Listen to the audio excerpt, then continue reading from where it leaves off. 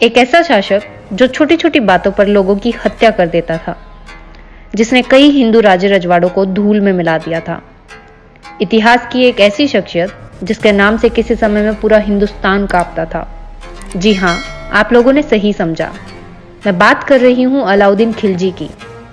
आज की इस वीडियो में हम लोग जानेंगे कि आखिरकार रानी पद्मावती के जौहर के बाद अलाउद्दीन खिलजी का क्या हुआ, कैसे उस कट्टरपंथी मुस्लिम शासक की मृत्यु हुई, और देखेंगे कि वर्तमान में उनकी कब्र देश के किस भाग में दफन है।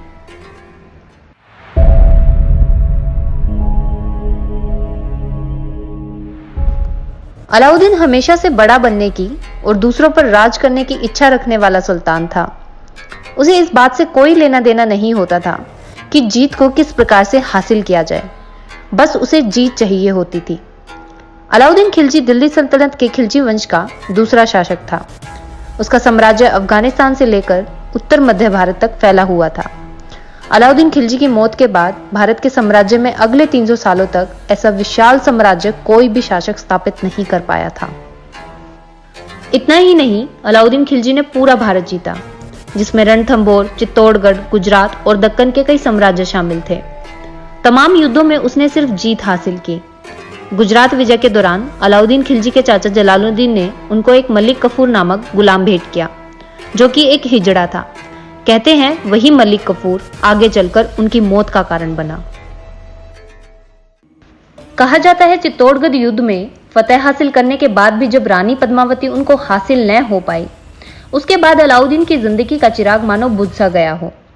चित्तौड़गढ़ से खाली हाथ वापस लौटने के बाद अलाउद्दीन खिलजी बहुत दुखी रहने लगा था। कहते हैं कुछ ही समय बाद उनकी याददाश्त भी चली गई थी।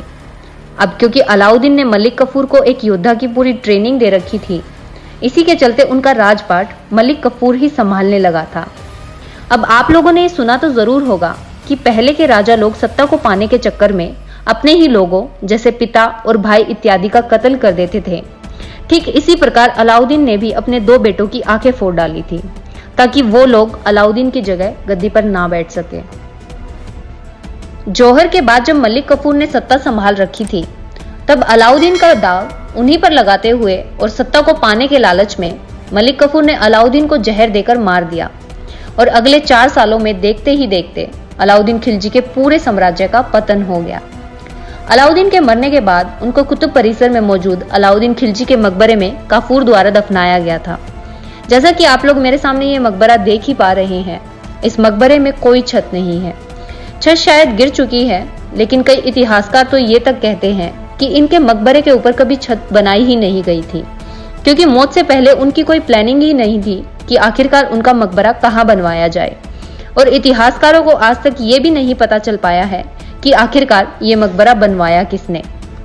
तो ये था इतिहास हिंदुस्तान के एक शैतान बादशाह के मकबरे का इतिहास। एक बादशाह जिसने पूरे हिंदुस्तान को अपने कदमों में समेट लिया था और आज कुतुब परिसर से सटे होने के बाद भी लोगों की पहुंच से दूर गुमनामी के अंधेरे में दफन है। कैसी लगी आज की मेरी ये वीडियो, कमेंट सेक्शन में कमेंट करके जरूर बताना। वीडियो पसंद आए तो वीडियो को लाइक जरूर करना और शेयर करना, प्लस मेरे चैनल को सब्सक्राइब भी कर लेना। मिलते हैं अगली वीडियो में।